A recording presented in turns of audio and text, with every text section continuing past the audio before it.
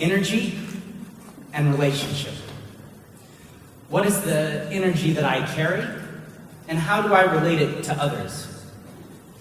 This is a question that I've asked myself for a long time. Energy, as you just experienced, expands, and it also contracts. One of the ways we can feel energized is to simply breathe. To take a deep breath in and out. In fact, if you want to be inspired, you take a deep breath in and a deep breath out. One of the most interesting ways that I learned about energy and relationship was actually through this. A clown nose. A clown nose is the world's smallest mask. It can simultaneously conceal, and it can also reveal. Wearing a nose, you can share a connection, a fear, an excitement. In 1994, I went to Ringling Brothers Barnum and Bailey Clown College. It exists. It existed. I still remember learning about slapping my face with baby powder in order to keep the makeup from smearing. I remember one day in particular where they stood the entire class outside of a porta potty. Yeah, a porta potty. And asked us to step inside and fill the porta potty with our energy.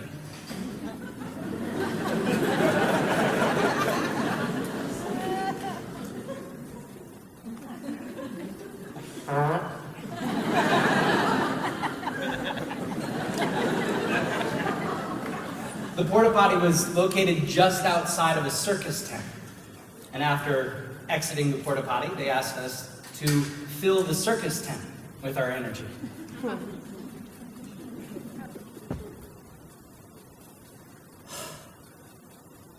The people in the front row could read the emotion on my face. Makeup does that.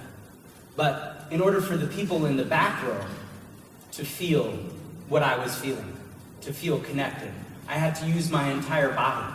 I had to emote. Fear, excitement. All of these things are possible with this incredible instrument, which we don't remember to use that often. Your body is a mouth that never stops talking. After Ringling Clown College, I went to the Del Arte International School of Physical Theater. At Del Arte, I learned about digressive rotation to the left.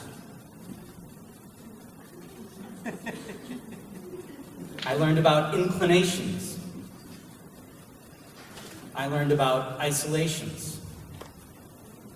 And a few other things.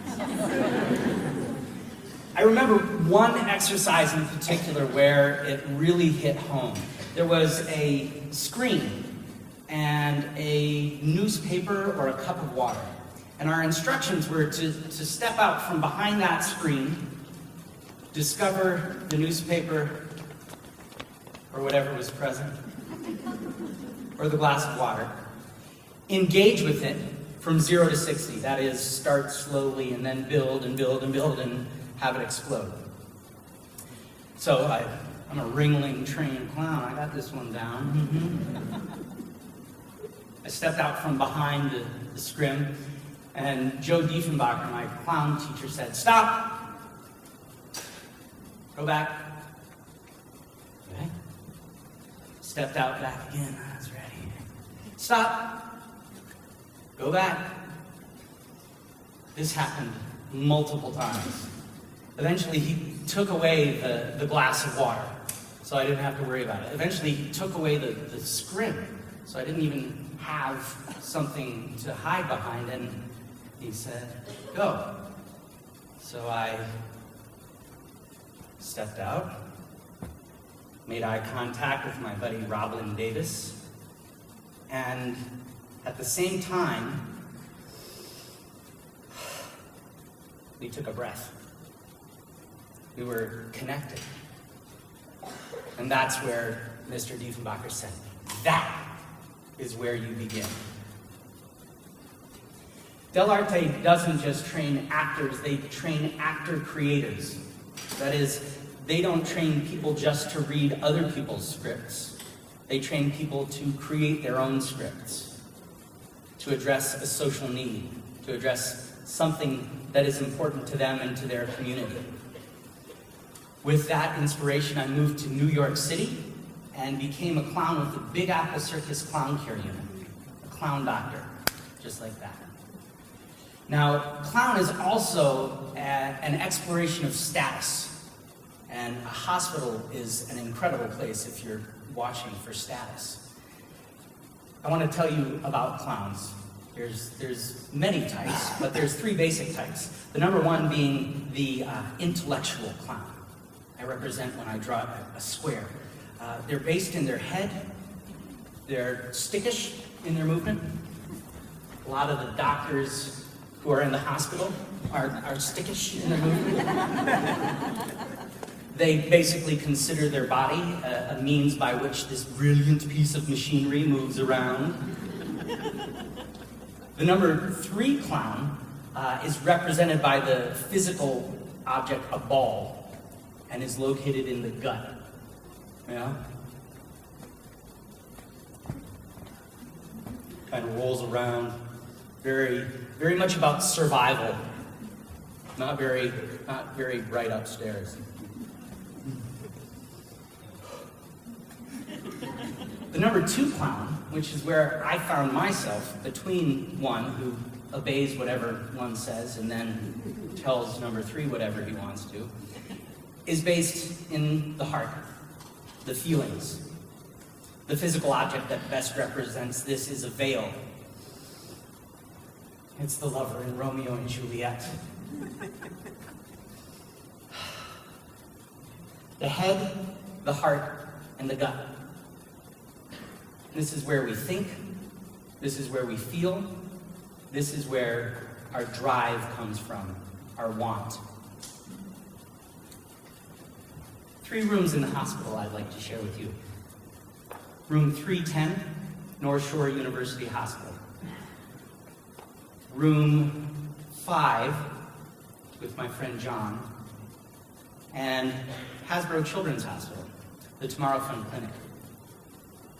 Between each of the rooms, I had developed this technique for coming to the present moment.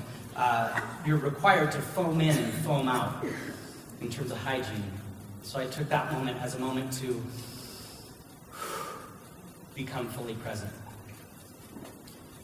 This first room I'm in, I'm kind of compacted between a video game and the kid's bed, and not very comfortable. And there's a beautiful lyrical clown next to me playing a tiny concertina. He's my mentor, and so at the end of it, he picks me up, he takes me out, he sets me down out in the hallway and says, Jeff, if you're not comfortable, they're not comfortable. Right. Sloan Kettering. I was told a few minutes before by the nurse that John didn't have many days to live.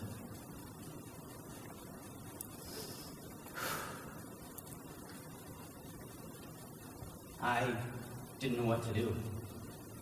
Stepping into the unknown can be a very scary thing. So I reached for the one thing that I knew I could do. I did some sleight of hand. And he got angry. No! I want it to be real. In the last days of his life, what he wanted most was control. And somehow the magic didn't sit right with him. So I did the one thing that I could do. I broke the rule of magicians. I taught him how to do the trick. Hasbro Children's Hospital, Tomorrow Fun Clinic. A young woman named Sarah. She reminded me of my love for friendship bracelets. Taught me how to make them, and I've made them with many kids over the years. Sarah is hooked up to an IV. She's receiving chemotherapy, so she's not able to be extremely active. I have a Crayola marker in my pocket, and I say, well, what would you like to see drawn on the window here? And she says immediately, a penguin. And I think to myself, I don't know how to draw a penguin. And so I say out loud, I don't know how to draw a penguin.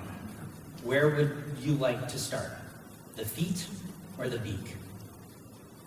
She says, the feet. And now that's how I always draw penguins.